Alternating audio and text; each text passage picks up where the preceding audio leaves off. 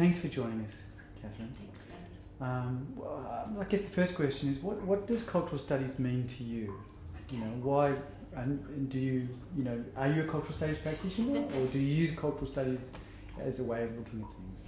It's a really interesting question, actually, because, as you know, I'm in academic development and higher education, although I was originally an historian.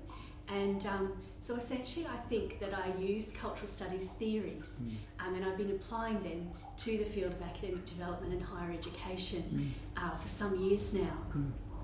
And so I feel, while I might be an outsider and an interloper to cultural studies, I also feel that perhaps my work is a bit of an example of how transportable cultural studies theories can be. In what ways do you use cultural studies? Okay, well, I particularly use post-colonial theory because I've argued that academic development is a colonial practice, and then one of my colleagues suggested that perhaps I might find post-colonial theory a kind of rich source of theorising and critiquing the academic development project.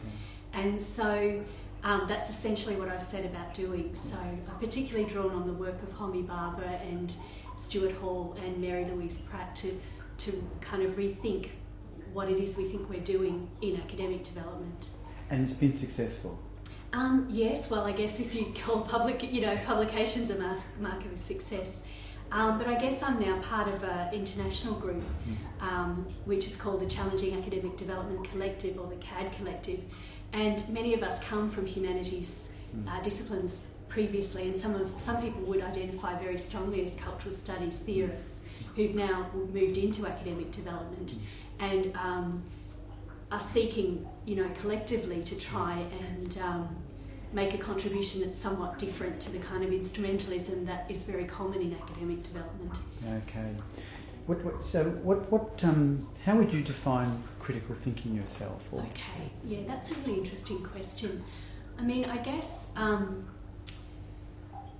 for me, it means constantly rethinking and re-theorising and re-examining what we think of as normalised practice or what we think of as norms.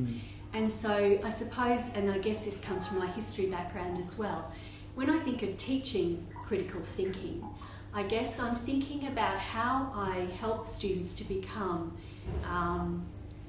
critical citizens, And so to me, it's not an abstract thing that you do in a university in an ivory tower, but it's actually something that you take wherever you go in the world, both in your work but also in your personal life.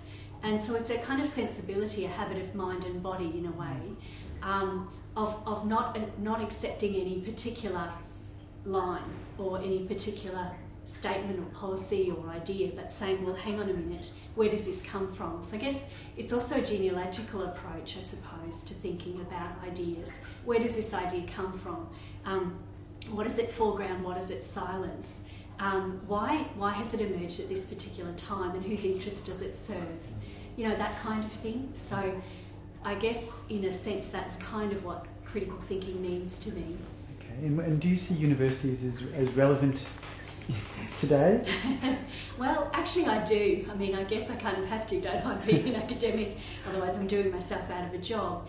But I guess also as a perspective of a parent of two adult children who are now in the university sector, as well as someone I've worked all my life in universities. I've never known anything else.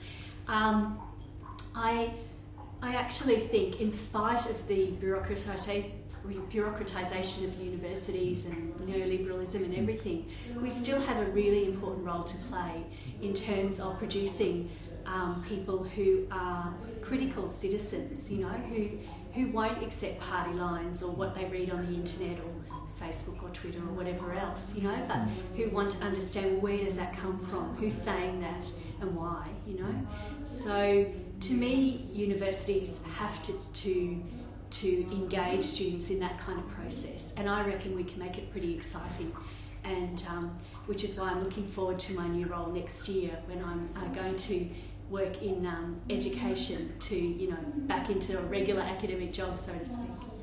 Thank you very much. Okay. Thank you for your time. Thank you. Thanks a lot.